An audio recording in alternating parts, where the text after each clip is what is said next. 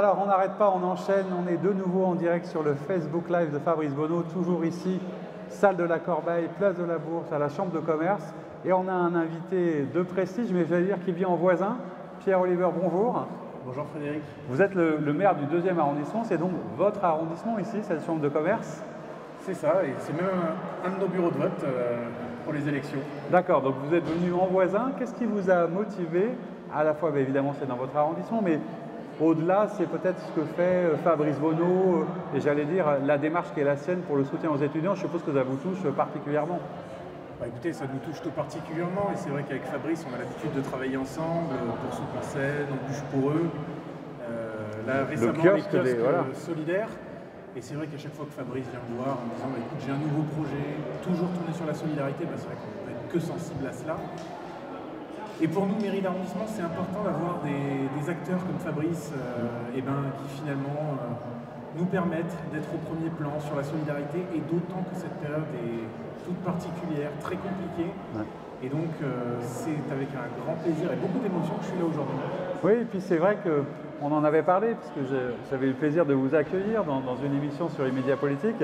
Maire d'arrondissement, vous êtes, je le rappelle pour ceux qui redécouvrent, un tout jeune maire d'arrondissement et un jeune élu. Donc aussi tout proche, presque quelquefois, de l'âge de ces étudiants.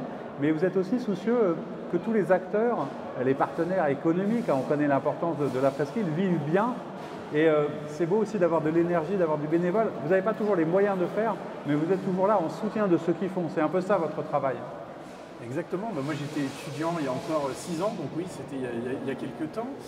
Mais non, c'est vrai, et inévitablement on doit toujours tendre vers ça, c'est-à-dire faire cohabiter le privé et le public, et notamment pour un élan de solidarité comme celui-là. Parce qu'on ne peut pas toujours demander à la collectivité de tout payer, on ne peut pas demander toujours aux mêmes d'avancer l'argent, et je trouve ça très bien de savoir faire cohabiter les entreprises. Là j'ai vu qu'il y avait Intermarché, la Banque Rhône-Alpes, de nombreux partenaires.